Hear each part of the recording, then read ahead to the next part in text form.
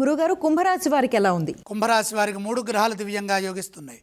షష్ఠంలో చంద్రుడు, తృతీయంలో శుక్రుడు, పంచమంలో గురువు. ఏకాగ్రతతో పనులు మొదలుపెట్టండి. ఆర్థిక అంశాలు అనుకూలంగా ఉన్నాయి. ఎంత శ్రమ చేస్తే ఫలితం అంతకు రెట్టింపుగా ఉంటుంది. ప్రతిఫలం బాగున్నప్పుడు బాగా కష్టపడాలి. ధనాన్ని సద్వినియోగం చేసుకోవాలి. తృతీయంలో శుక్రుడు అంటే సాహసోపేతమైన, ధర్మబద్ధంగా విక్రమస్థానం అంటాం దాన్ని.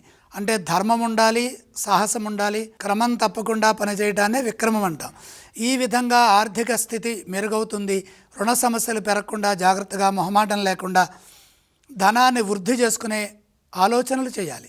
ఎంత కష్టపడితే అంత ప్రతిఫలం ఉంటుంది. కాబట్టి ఆర్థికంగా మేలు జరిగే విధంగా ప్రణాళికలు, విజ్ఞానము, శారీరక కృషి అవసరం. మనోబలంతో నిర్ణయాలు తీసుకొని పనిచేయడం ద్వారా ముఖ్యమైన కార్యక్రమాల్లో విజయం ఉంటుంది. గౌరవప్రదమైన జీవన విధానం కొనసాగుతుంది. విశ్వాసంతో పనిచేయండి. ఏదీ లోతుగా ఆలోచించకండి. అధైర్యపడవద్దు.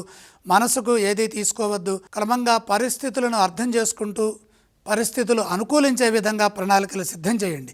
ఉద్యోగంలో సకాలంలో పనిచేయడం ద్వారా మేలు జరుగుతుంది. ప్రతిఫలం బాగుంటుంది. గుర్తింపు బాగుంటుంది.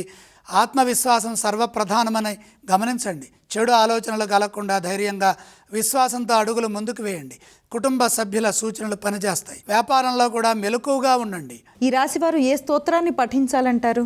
సూర్య ధ్యానం చేయడం ఉత్తమం. కుంభరాశి వారు ఏ ఆలయాలను సందర్శిస్తే శుభ ఫలితాలు కలుగుతాయి? సూర్యుణ్ణి దర్శించండి. గురుగారు, కుంభరాశి వారు ఏవేవి దానం చేయాలంటారు?